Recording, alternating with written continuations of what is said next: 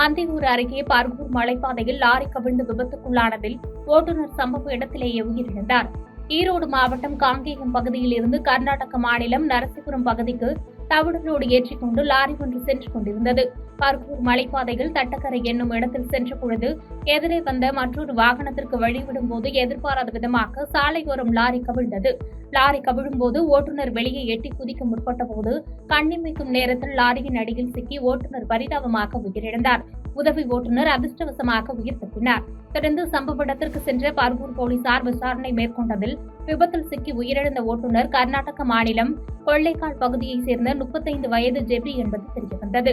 மேலும் உயிர் தப்பிய உதவி ஓட்டுநர் அதே பகுதியைச் சேர்ந்த அஜித் என்பதும் தெரியவந்தது. தொடர்ந்து லாரியின் அடியில் சிக்கியிருந்த ஜெபியின் உடலை மீட்டு அந்தியூர் அரசு மருத்துவமனைக்கு பிரேத பரிசோதனைக்காக அனுப்பி வைத்த பர்கூர் போலீசார் வழக்கு பதிவு செய்து விபத்து குறித்து விசாரணை மேற்கொண்டு வருகின்றனர்.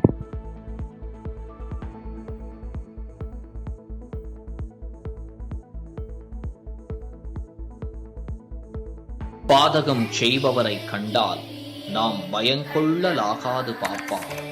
மோதி மிதித்து விடு பாப்பா, அவர் முகத்தில் உமிழ்ந்து விடு பாப்பா. அண்மை செய்திகளை உடனுக்குடன் தெரிந்து கொள்ள இணைந்திருங்கள் இயம்நாடு தொலைக்காட்சியுடன்.